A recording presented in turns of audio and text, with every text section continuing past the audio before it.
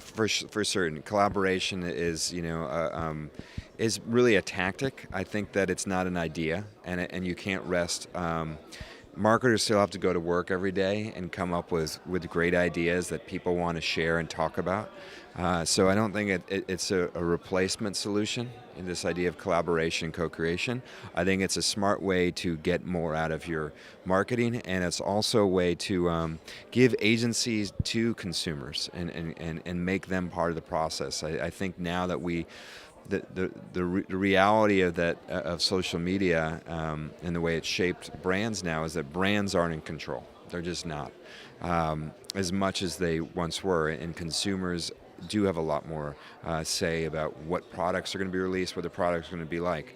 But you really still have to have great ideas. What I believe now is that marketing lives in perpetuity. Campaigns live in perpetuity. They never end.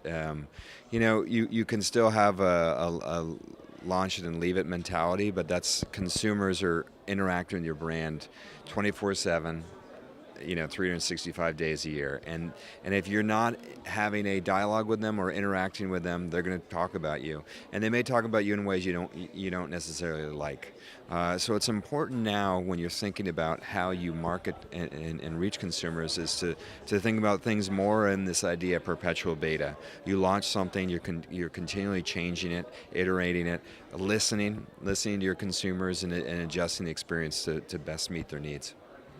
The baby carrots one was a fun one in that what we learned is that carrots are losing share and people are eating them less. And one of the issues is that people are more consumed and thinking about snacks.